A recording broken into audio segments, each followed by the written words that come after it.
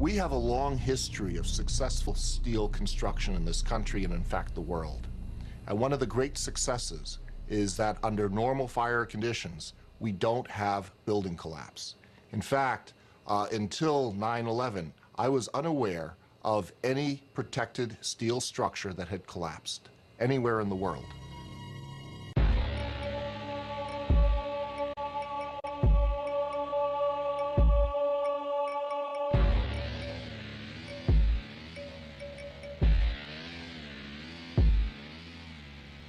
This night, we can only look back in sorrow at a world that has suddenly, perhaps irrevocably, been changed.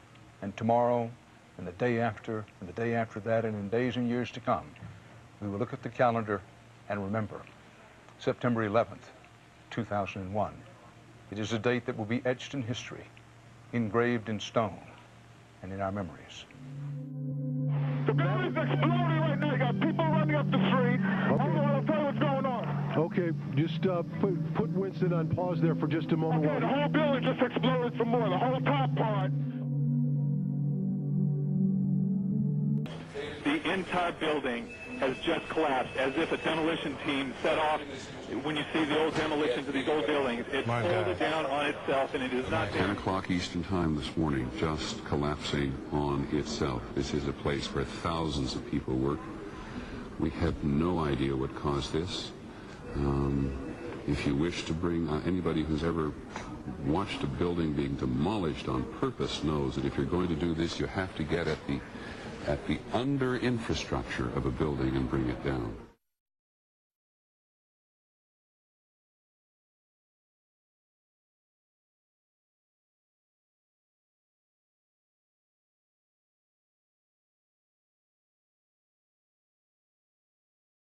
At 10:30, I tried to leave the building, but as soon as I got outside, I heard a second explosion and another rumble and more smoke and more dust. I ran inside the buildings, the chandeliers shook, and again, black smoke filled the air. Within another 5 minutes, we were covered again with more silt and more dust. And then a fire marshal came in and said we had to leave because if there was a third explosion, this building might not last. As we were getting our gear on and making our way to the stairway, there was a heavy-duty explosion. We get some of the people out, then there's those secondary explosions and then the subsequent collapses. So I don't know how many people were in there. I know there was a lot of firefighters, a lot of public safety personnel were in there.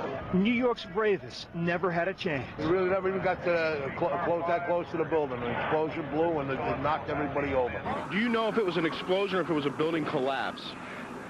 To me, it sounded like an explosion. Most of the victims so far were people outside the blown-up buildings. Like, it sounded like gunfire.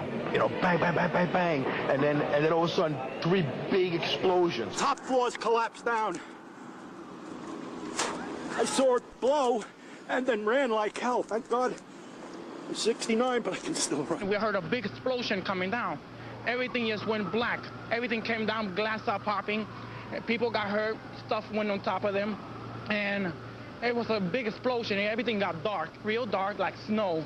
You can see behind me, oh, this is not snow. This is all from the building. It was a terrible nightmare. Rose Arcee, one of our CNN producers, is on the phone. Rose, what do you got? I'm about a block away, and there were several people that were hanging out the windows right below where the plane crashed, when suddenly you saw the top of the building start to shake, and people began leaping from the windows in the north side of the building. You saw 2 people at first plummet, and then a third one, and then the entire top of the building just blew up, and splinters of debris are falling on the street. We just saw that as well. The second tower, the only one that was standing, tower number 1, we saw some kind of explosion, a lot of smoke come out at the top of the tower, and then it collapsed down onto the streets below. The FBI is here, as you can see. They had roped this area off. They were taking photographs and securing this area just prior to that huge explosion that we all heard and felt. We started running. Floor by floor, it started popping out. It was if they had detonated. Detonated. They were planned to take down a building. Boom, boom, boom, boom, boom, boom, boom. The streets of the financial district covered with debris, in some cases ankle deep. Cars on fire, cars just turned by the force of the explosions. It was like something no one had ever seen. This huge, incredible force of wind and debris actually came up the stairs, knocked my helmet off, knocked me to the ground. Well, me and Mr. Hess, the Corporation Counsel, were on the 23rd floor. I told him we got to get out of here. We started walking down the stairs. We made it to the 8th floor. Big explosion. Blew us back into the 8th floor. We stuck on the stairs for a while. We finally got down to the lobby. Then we get to the lobby, there was this big explosion. And the lobby looked as though a bomb had exploded there.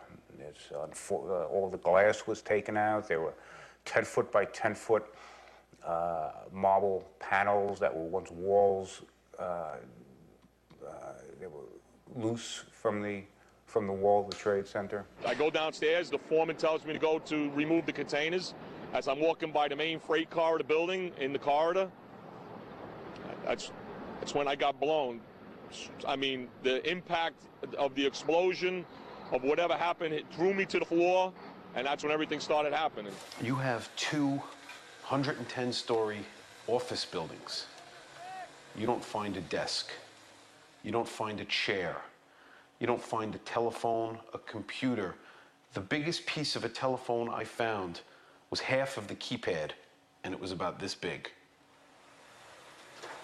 The building collapsed to dust. I hope I live.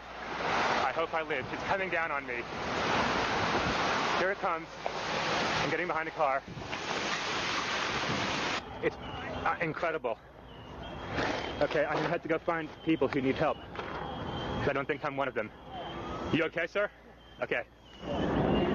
There's all these noises. I don't know what it is. They say someone needs help. Yeah, Mike! Mike! Mike, over here! Yeah! Anybody need a doctor? Where are you? Oxygen. Don't have oxygen.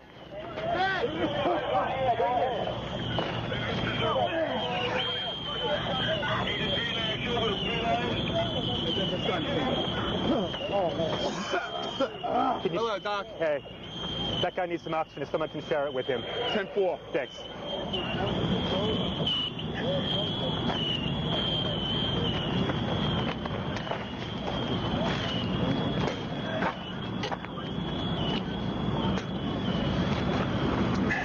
Ooh, my goodness me. That's all that's standing are the Twin Towers right now in the background. That's all that's standing. That's it. That's all that's left. So you were literally right inside.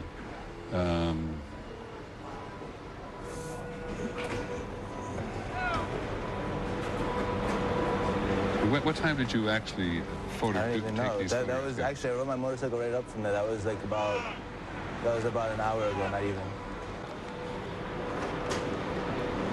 It's absolutely... Look at that. That's all that's left. Do you know whether that's the South Tower or the North Tower? That's the South Tower. And you saw no sign of life in here whatsoever? No, I went all the way right there. Like, I don't know if they edited it out yet, but there's a big hole going down to the ground. There's nobody.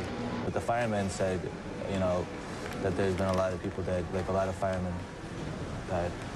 Because there were firemen in the building at the time trying to help people evacuate from the building. Yeah, they said 200 people died. I thought the fireman I saw, they said 200 people died already. And this wall here, this is from part of the tower itself? Yeah, that's the South Tower, the lobby. And it's all the smoke and there's still fire going on in there right now. Are you walking across? Yeah, see, you're walking across, and that's your friend also with a photograph. And the building on the right that occasionally appears is a building adjacent? Yeah, and it's just gouged. Like the parts of the Twin Tower just gouged out the building.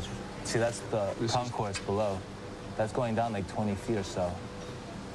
It's a bit hard to understand where things were or where are they now. Can you tell us, can you point out what is what in this maze of rubble and destruction? This was the South Tower. This was 104, 106 stories tall. This is what is left. Up there was the North Tower. And you look, and you see, and there's no concrete. There's very little concrete. All you see is aluminum and steel. What happened to the concrete? The concrete was pulverized. And I was down here Tuesday, and it was like you were on a foreign planet. All of Lower Manhattan, not just this site, from river to river, there was dust powder 2-3 inches thick. The concrete was just pulverized.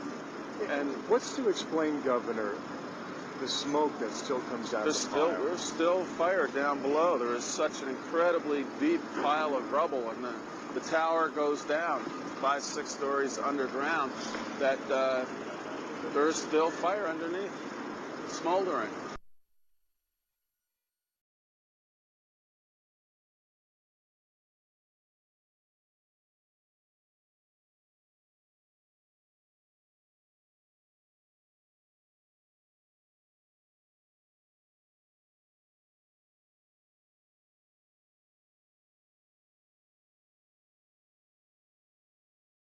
This is as close as we can get to the base of the World Trade Center. You can see the firemen assembled here, the police officers, FBI agents, and you can see the two towers.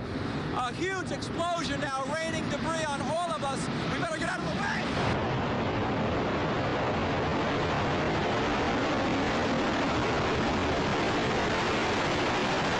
It's just been a huge explosion. We can see a billowing smoke rising.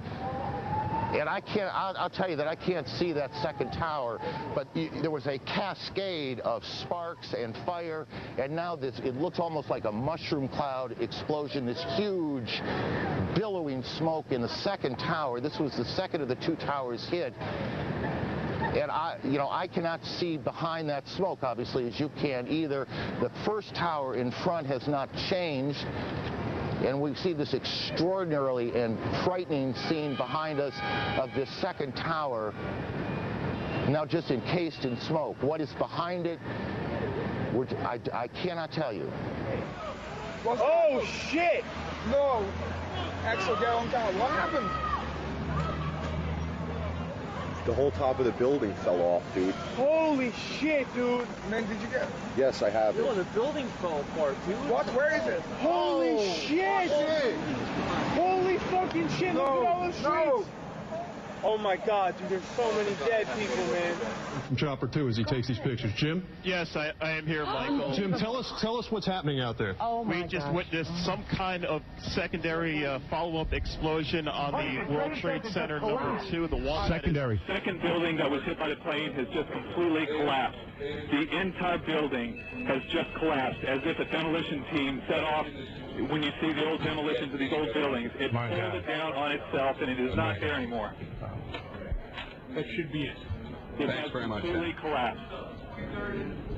The whole side has collapsed? The whole building has collapsed. The whole building has collapsed? The building has collapsed. Appearing to fall away from the rest of the building. Can we go to the tape now? Here we go, right here. This is, I mean, when you look at it, the building has collapsed.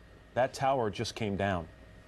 It looks like one of those scenes of an old building being, purposely dynamited and blown up. I spoke to the chief of safety for the New York City Fire Department. He received word of the possibility of a secondary device, that is another bomb going off. He thinks that there were actually devices that were planted in the building.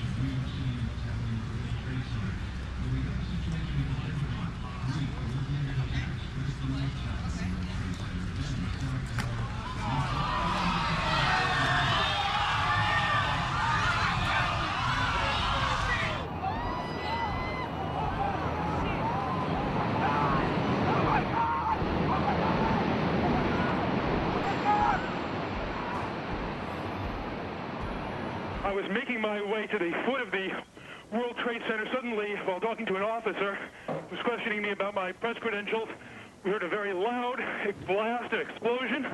We looked up, and the building literally began to collapse.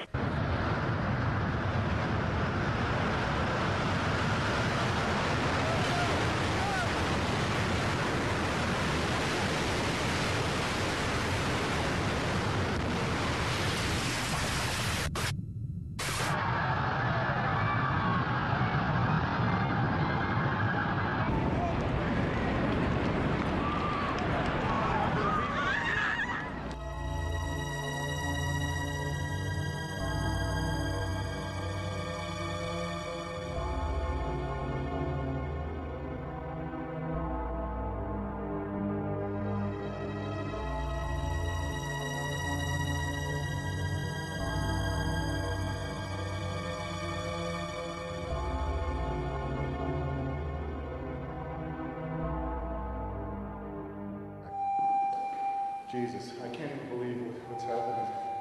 It's unreal. This is a fucking sick movie. You know? I gotta get out there again and just look for a few more people. This is unbelievable. Look at this, it's nighttime. Oh my, are you outside now?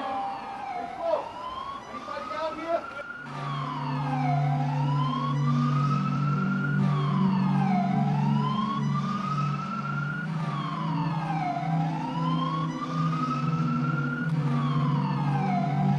Conditions are unreal. 10-4. Numerous members down. Numerous requests for oxygen.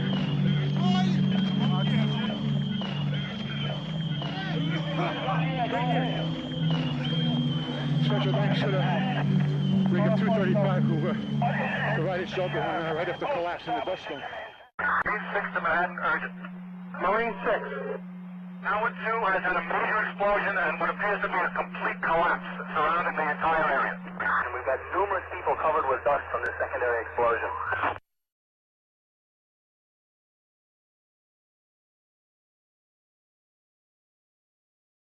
Again, and I know that for many of you, you've heard this a lot, but I think it's important as people join us as they do in moments like this. They are coming in all the time, that there have been attacks in 2 American cities, New York and in Washington.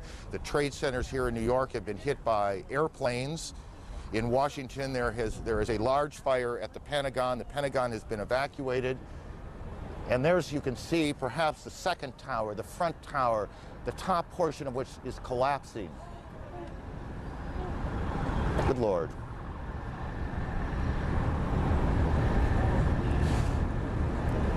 There are no words.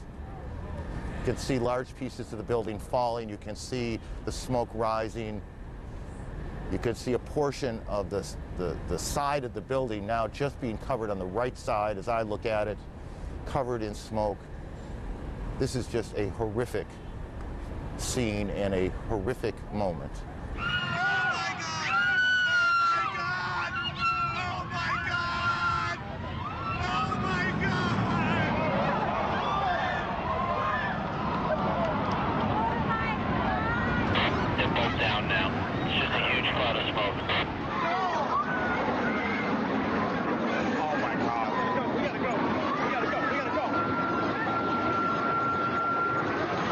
You said it sounded like the 4th of July. You heard a big explosion before the building fell? I saw it as it was happening, and it sounded as if you had 100 of those little black cat firecrackers and you lit them all off at once. That's what it sounded like. It sounded like the finale of the 4th of July over the East River.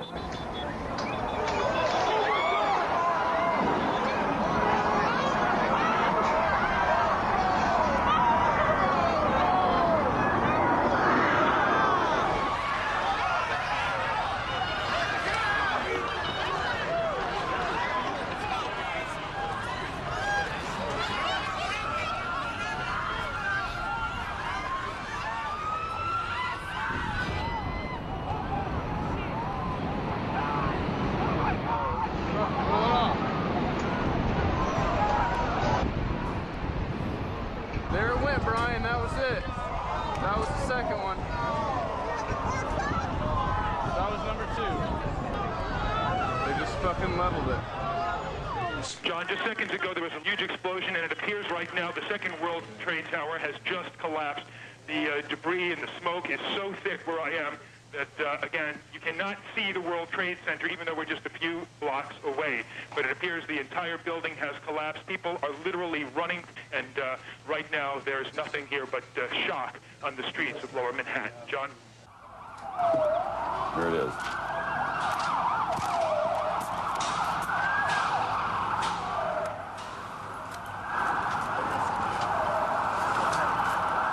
That's a videotaped replay.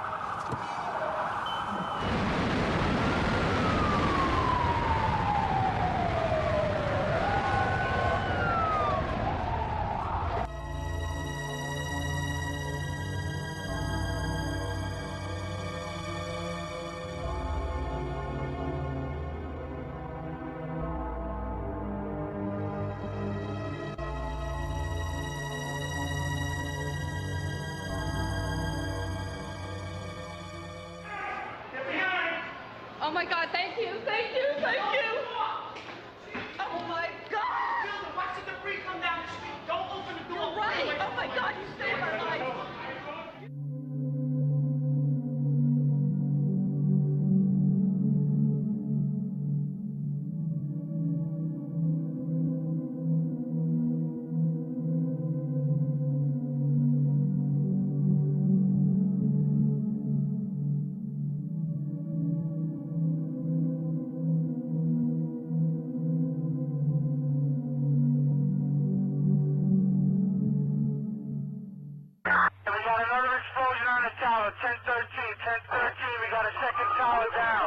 Another tower collapsed. Was involved in a secondary explosion at Tower 1K. I've got 5 patients. They need to be treated. They won't let me go any closer. No one can go in to get the people out. There's small explosions still going on. Here is the second tower that's coming down, and this was a similar situation. This defies belief.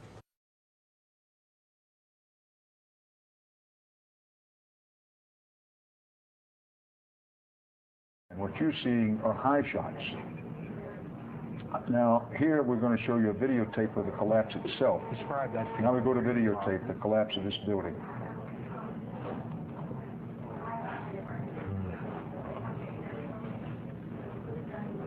It's amazing. Amazing, incredible, pick your word.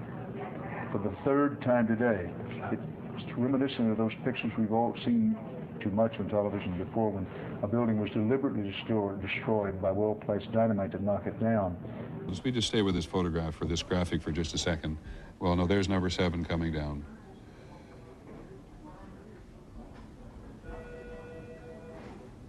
When you think that part of the component of news coverage around the country every year is the excitement and the fun that people get watching an old building being demolished, and they wire it very carefully for days, and it's a very careful operation in order to make sure that a building comes down safely. I think the last one we saw was when they brought down one of the old casinos in Las Vegas. I mean, this is just stunning to see these things come down.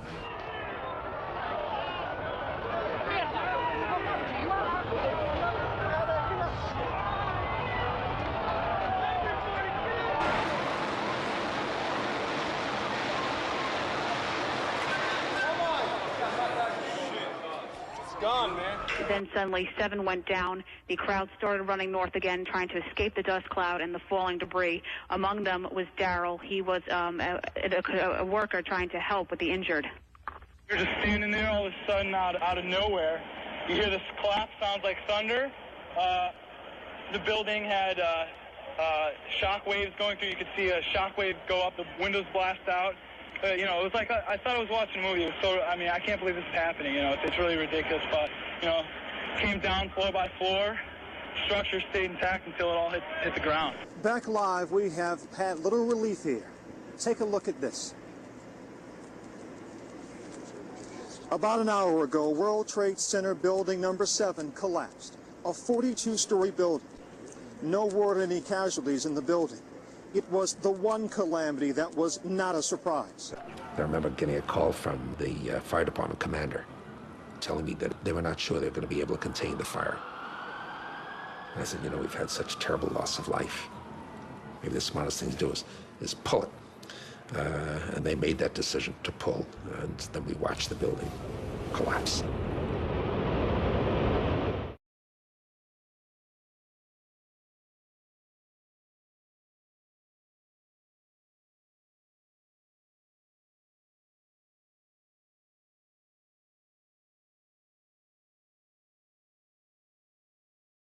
Stunning statements from a BYU professor tonight regarding 9/11. He thinks planes alone did not bring down the World Trade Center towers. Both towers collapsed in place after terrorist attacks, and later that day, World Trade number 7, which was never hit by a plane, fell in less than 7 seconds. Brian Malahy spoke to the professor today and joins us from the roof of the Wells Fargo Center. A crazy theory, Brian, or any validity to this? Well, Professor Stephen Jones got an email today asking, are you some kind of nutcase? And actually, he's written an academic paper for peer review. It's been well received, he says, among his colleagues at BYU, and it is essentially this. The buildings fell on September 11th, not from planes, but from explosives that were intentionally set. Images seared in our minds. We saw the planes hit, the explosions and fire, so hot, Fortress Towers could not stand. Stephen Jones says, not so fast. They're sticking with this one hypothesis. It's almost they have blinders on. It's got to be fires and damage. Jones is a 20-year physics professor at BYU who's penned an academic paper raising another hypothesis. Explosives pre-positioned in the buildings. Notice how it's straight down. Especially intriguing to Jones, World Trade Center number 7, damaged and ablaze from tower debris, but never hit by a plane. Symmetrically now, it doesn't topple over as you might expect from what we call the second law of thermodynamics. It comes straight down. This is the goal of pre-positioned explosives in a controlled demolition. If explosives detonated like these, if they did, it begs the question, who set the explosives? Sure. And I try not to go there too much because we have to answer the first question first, the scientific issue first. We need to consider all options for the collapse of these buildings. Let the chips fall where they may. Jones says that models conducted in tests since 9/11 have not been able to duplicate what happened to the buildings. He is not saying that this is a proven theory. He says, in fact, that it's a hypothesis, but he wants a fresh, new, independent investigation. Mark, back to you. Definitely something to think about, though, Brian. Yeah, all right. sure is. Thanks a lot. The collapses of the Twin Towers and building number 7 had to have been examples of controlled demolition, brought about by thousands of explosives placed throughout each of the buildings. No foreign terrorists could have obtained the kind of access to the buildings this would have required. One reason for concluding that the 3 buildings were brought down by explosive is the very fact that they did collapse. High-rise steel frame buildings have never, before or after 9/11, been caused to collapse by fire. Even when, as in the Philadelphia fire of 1999 and the Madrid fire of February of this year, the fires were much larger, much hotter, and much longer lasting than any of the fires in the World Trade Center. The second reason is the specific nature of the collapses, each feature of which points to explosives. For example, the buildings collapsed straight down and at virtually free fall speed, as in controlled demolitions. And then the rubble smoldered for months afterwards. With regard to the Twin Towers in particular, many people in the building said that they felt or heard explosions. Virtually all the concrete of these enormous structures was pulverized into very fine dust. This was the South Tower. This was 104, 106 stories tall. This is what is left. Up there was the North Tower. And you look, and you see, and there's no concrete. There's very little concrete. All you see is aluminum and steel. What happened to the concrete? The concrete was pulverized. And I was down here Tuesday, and it was like you're on a foreign planet. All of Lower Manhattan, not just this site, from river to river, there was dust powder 2-3 inches thick. The concrete was just pulverized. Try this. Get a piece of concrete and drop it a little over 1,000 feet and see if it pulverizes into very fine dust. It won't happen. Much of this dust, along with steel and aluminum, was blown out horizontally from the buildings several hundred feet. Most of the steel beams and columns came down in sections about 30 feet long, conveniently ready to be loaded onto trucks. And pools of molten steel were found beneath the rubble. This is how it's been since day one. Oh, it's unbelievable. And this is 6 weeks later, almost 6 weeks later. And as we get closer to the center of this, it gets hotter and hotter. It's probably 1,500 degrees. We've had some small windows into what we thought was the core at some point, and it looked like an oven, you know? It was just roaring inside. And it just had a bright, bright reddish-orange color. See that stuff he's pulling out? What was that, Chief? We're gonna hold off on the water. See the stuff he's pulling out? Yeah. It's red hot. If we hit it too much steam, you won't be able to see what he's doing. Great.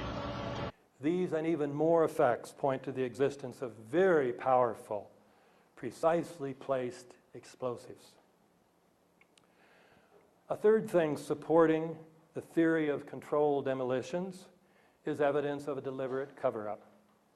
If the building's steel columns and beams had indeed been broken by explosives, an examination of the steel would have revealed this fact. However, although it is normally a federal offense to remove anything from a crime scene, the steel was quickly loaded onto trucks and put on ships headed for Asia to be melted down. I will mention one more example of the cover-up. Insofar as there is an official story as to why the towers collapsed, it is the pancake theory, according to which the floors above the destruction caused by the airplanes collapsed on the floor below, and then those floors collapsed on the floor below that, and then it pancaked all the way down. Now, even if this theory were remotely plausible, can you imagine it pancaking at free fall speed?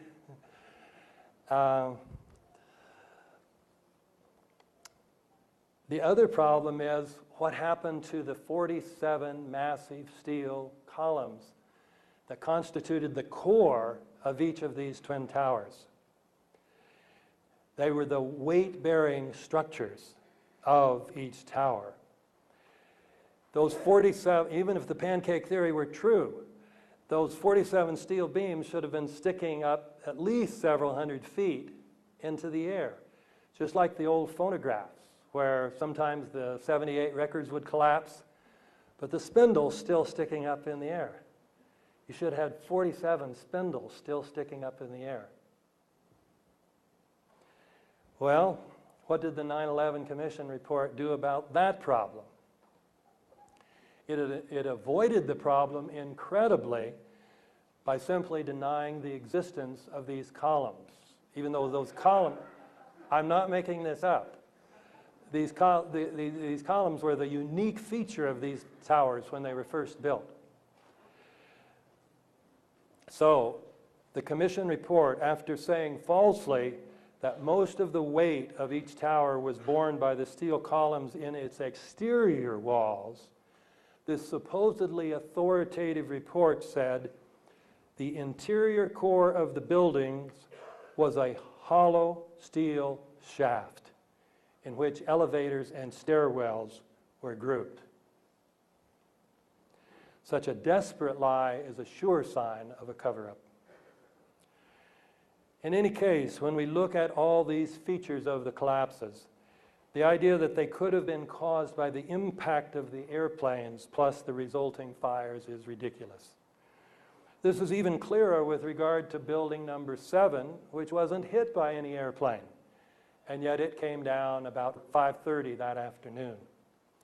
Its collapse remains so impossible to explain, except as controlled demolition, that the 9/11 Commission report did not even mention it, as if the collapse of a 47-story building was not worthy of comment. And it only had fires on floors number 7 and 12 of 47 stories.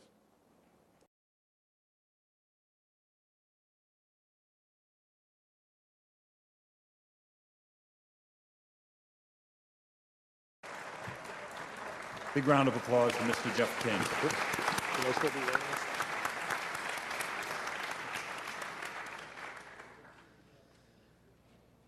Okay. I studied physics at MIT. I did electrical engineering for about 8 years. I've had quite a bit of practical engineering experience. When I first saw the collapses, I was absolutely convinced that they were not spontaneous. One of the first things that I did was to speak with one of my patients, who is a retired Army Corps of Engineers fellow who's done a lot of demolition and construction. Showed him some of the public source videos that are available of it, and he immediately pointed out that there were squibs, which represent little puffs of smoke essentially coming out of the buildings initially, which were clearly a sign of controlled demolition. He had no opinions beyond that, but he said without doubt that it was a controlled demolition. That sort of set me on the path of continuing to examine it and trying to gather as much evidence as I could. And the question I pose, what don't we know and why don't we know it, is sort of addressing the fact that at this point we still do not really have a meaningful explanation for what happened to the buildings. We have had several studies at this point, which I will go into, as to trying to determine a plausible scenario for the collapse. As of this point, none of them have presented us with anything that I think could be reasonably called a convincing and detailed account of why the collapse has occurred. And the question that's been addressed previously, the enormous destruction of physical evidence, as Chris was saying, the site was scrubbed very thoroughly. Out of the entire mass of the buildings that were destroyed, the National Institutes of Standards and Technology, who are now doing the ongoing investigation, managed to save about 240 pieces out of the entire building. All of the rest of it was basically recycled. The obvious question is what does it mean that there was a controlled demolition? At the simplest level, it means that someone had a lot of access to the buildings over a long enough period of time to set this up. It implies, as many other things have tonight, that the people who had effective control of the site had an interest in having it scrubbed and making sure that no information was available, that a forensic reconstruction couldn't be done. Even in much smaller catastrophes, we typically will reconstruct things as completely as possible. For example, TWA Flight 800 pieces were dredged off the bottom of the sea. A complete reconstruction was done to allow a detailed analysis. In this case, the exact opposite was done.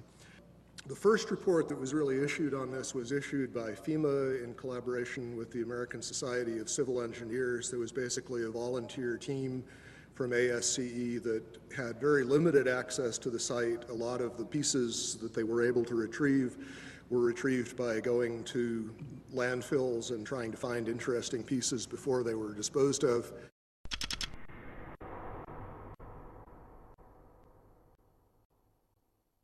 The initial FEMA report basically acknowledged that the kerosene would have burned off very quickly.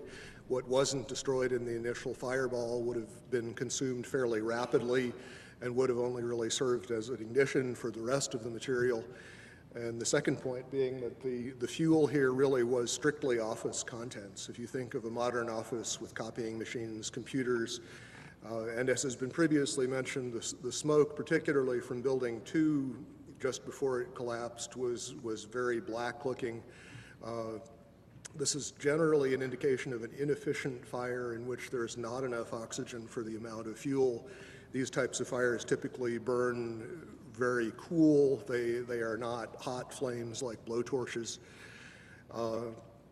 The cores themselves, basically, if you've seen diagrams of the building, there's a large central rectangle in each of the towers that contained 47 columns.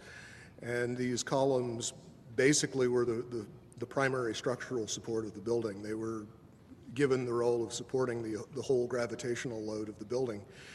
Since they were so strong, it would have been reasonable to think that they would have withstood, at least to some extent, the collapse. But in fact, as we see after the buildings collapsed, there was basically only little stubs of these things standing up a floor or two above the ground level. The cores did not have much in them that would burn. The cores basically were dedicated to things like elevator shafts, utility shafts, stairways. So you have drywall material, you have a little bit of carpeting, you don't really have any inflammable material in the core itself.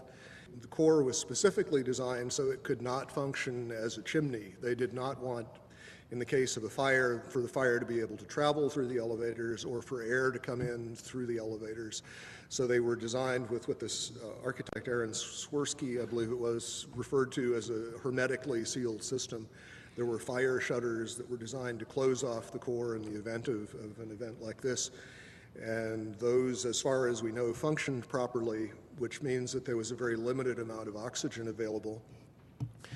Okay, as far as the issue of what failed and how, some of the initial suggestions, and these showed up in the NOVA documentary, which is a good example of what I like to call proof by computer animation. Thomas Egar, who was a material scientist but not a structural engineer, who became a spokesman for these documentaries, indicated that the floors had somehow failed, that the trusses supporting the floors had failed.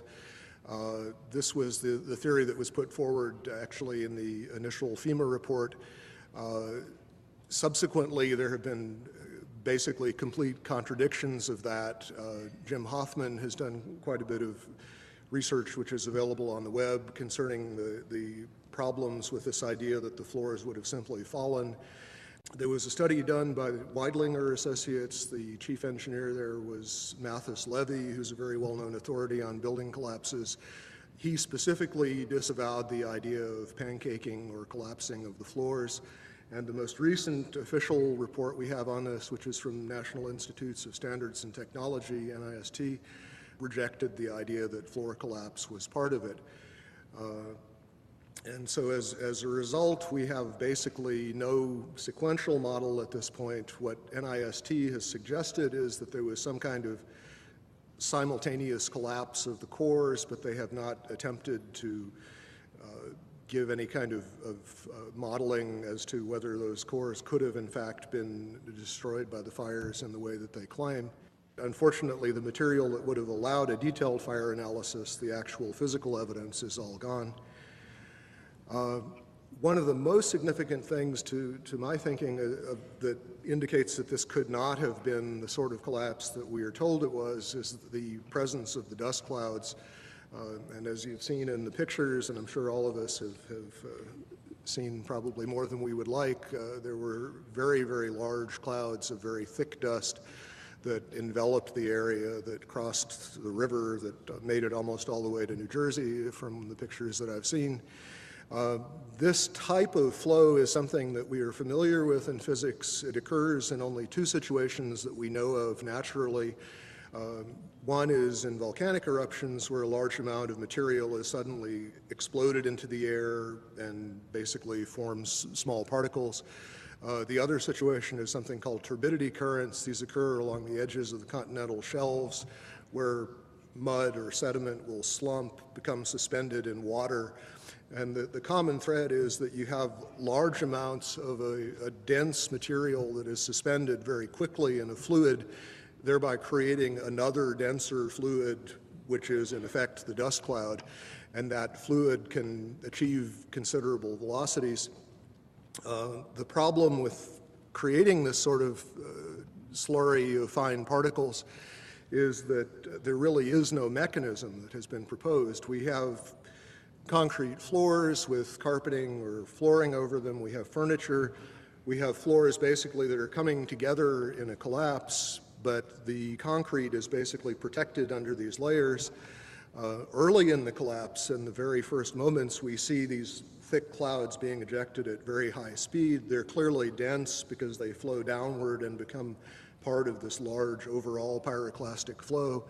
What we're basically being told is that the concrete sort of jumped up into midair, exploded itself, and then was ejected as the floors came together.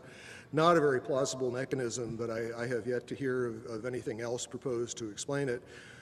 From quite a few people on the scene, we've been told that the powder it represented most of the concrete, that the amount of intact macroscopic chunks of concrete on the scene were negligible, that basically everything was reduced to powder. And incidentally, we also know that other things besides concrete were reduced to powder. We know that contents of computers, exotic metals from computer chips, these sorts of things were also identified in the dust and in very small particles, generally on the order of less than 100 microns in diameter. So we have a real issue of mechanism as far as what in the process of this collapse could cause so many things to be pulverized so finely. For the towers to collapse the way we saw them collapse basically implies that the columns simply collapsed into themselves. They telescoped straight down. Steel keeps a lot of its structural integrity, even when heated. Until you begin to approach the melting point, you don't really see a catastrophic loss of strength, and this is what we're talking about. We're talking about basically vertical box columns collapsing into themselves, which implies a complete loss of mechanical strength. And as far as the initial impacts, this recent NIST study made an interesting point about World Trade Centers 2. The film analysis showed that it oscillated for about 4 minutes after it was struck by the airplane, and the oscillation rate was identical to what would be expected for the intact tower. Trade Center towers and most modern buildings are heavily redundant in the sense that the load bearing can be shifted to other members if some of them fail, and we saw that happen in this case. Stresses do redistribute, but absent further weakening of the structural members, that distribution is limited. It happens, the structure restabilizes, and unless there's significant further damage, it doesn't progress to a total collapse. World Trade 1 began collapsing from the very top after an hour and 40 minutes.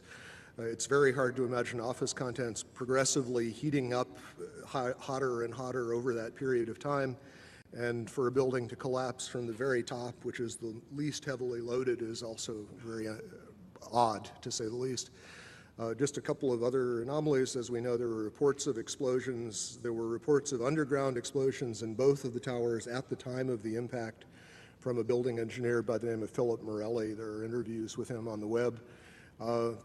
From the Naudet brothers film, 9/11, we see that the lobby of the North Tower was extensively damaged with what looks like high explosive blast damage, and this was immediately after the plane collision. But we know that on the weekend before, there were power downs, and there appear to have been evacuation drills going on throughout the previous week, which suggests that at least some people knew that something was happening. The power downs may represent a time window in which demolition charges would have been planted, although I think it's possible that they also were planted over a much longer period of time, given the relative accessibility of the buildings. Okay, that's all I have to say. Thank you.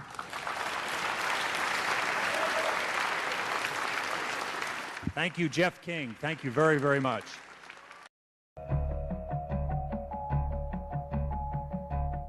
Good morning, I'm Neil Heinen.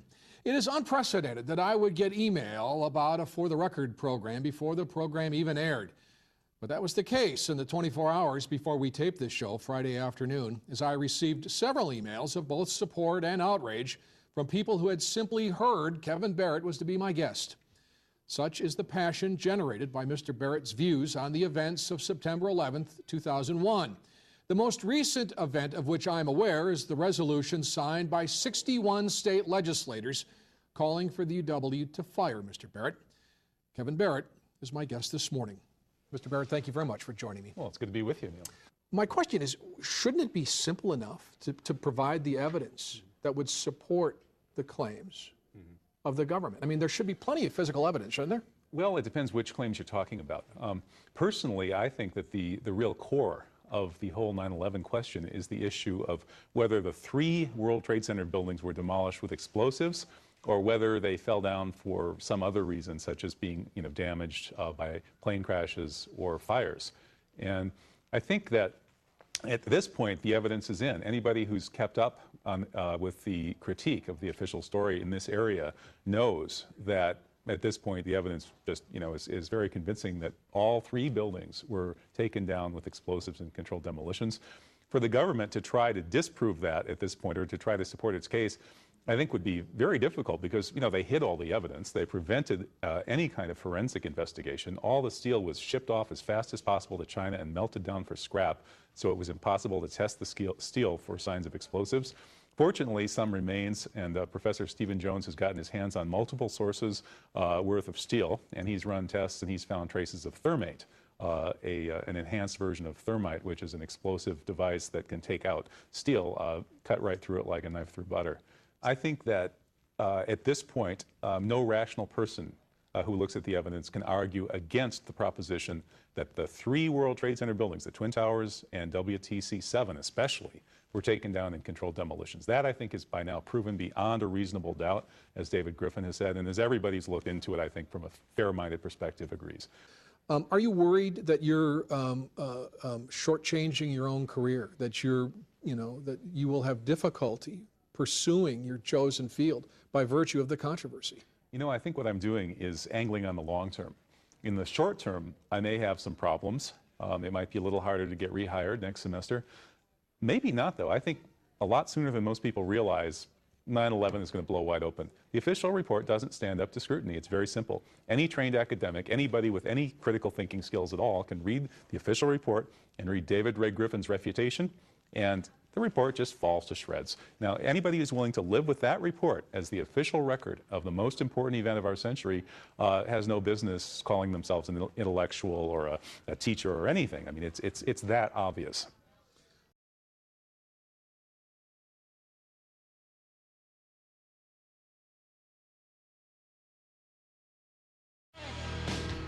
Hello, I'm AJ Hammer, live in New York City. And I'm Brooke Anderson, live in Hollywood. AJ, it's been incredible, pretty hard to believe, actually, the response we got today to the incredible story Showbiz Tonight broke last night. Actor Charlie Sheen's startling claims that the government may be covering up what really happened on September 11th. So many emails coming in. We've been really overwhelmed today. Between the emails, the blogs, the websites, everybody is writing and talking about it. Charlie Sheen made the comments during a hard-to-believe interview on a radio show. And don't move, because in just a moment, the host of the radio show, the guy who actually spoke with Sheen, is going to join me live here on Showbiz Tonight. But first, let's get you up to speed on the latest developments. The more you look at stuff, especially specific incidents, specific events in or around the fateful day, it just raises a lot of questions. The questions Charlie Sheen is raising about the 9/11 attacks are raising a lot of eyebrows.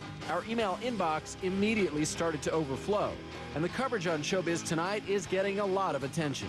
The website 9/11 Blogger calls Showbiz Tonight's coverage, quote, the first time a major news station has covered 9/11 questions in any reasonable format.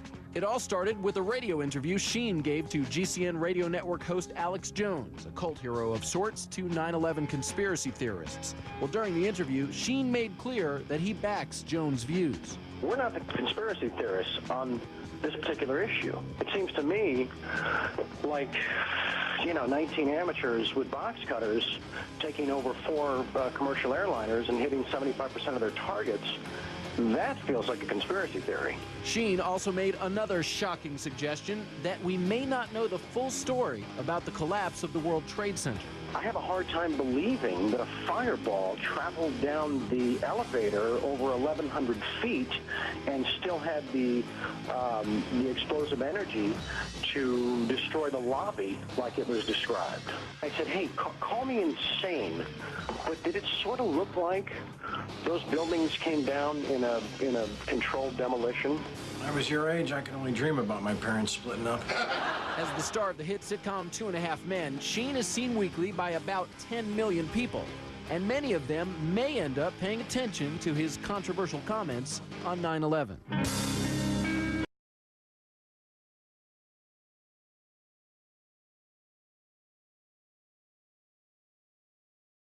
My next guest is a man who needs no introduction. He is the host of Sunday news program Meet the Press. Tim Russert, thanks for joining us on Deadline Live.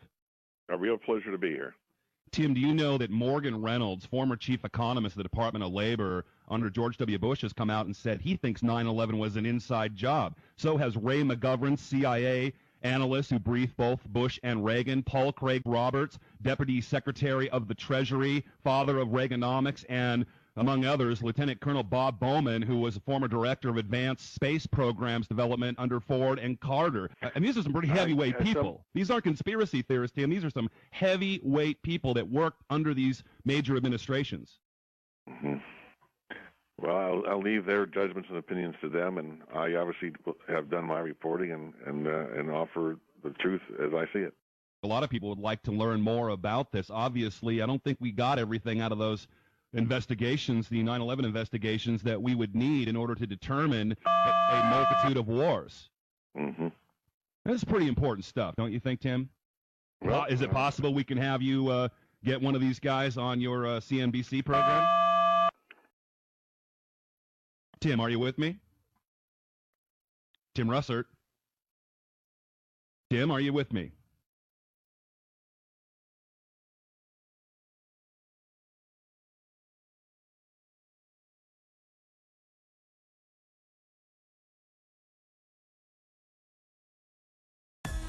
We just witnessed some kind of secondary follow-up explosion on the World Trade Center #2, the wall. Secondary. There was another major explosion. The building itself, literally the top of it came down, sending smoke and debris everywhere. Just seconds ago, there was a huge explosion, and it appears right now the second World Trade Tower has just collapsed. There were 2 or 3 similar huge explosions, and the building literally shook. You literally shook at the base of this building. We understand now there has been a secondary explosion on Tower 2. What happened was I was down in the basement. All of a sudden we heard a loud bang, and the elevator doors blew open. Some guy was burnt up, so I dragged him out. His skin was all hanging off. There was a heavy-duty explosion. Just went boom, it was like a bomb went off. Then there was secondary explosions and then the subsequent collapses. We've heard reports of secondary explosions after the aircraft impacted. I was about 5 blocks away when I heard explosions. 3 thuds and turned around to see the building we just got out of. Antenna tip over and fall in on itself. Federal agencies that were down there do believe that there was some sort of explosive device somewhere else besides the planes hitting. I got an eyewitness who said there was an explosion on floor 7-8. 7-8. And we got another explosion on the tower, 1013. Number 2 has had a major explosion and what appears to be a complete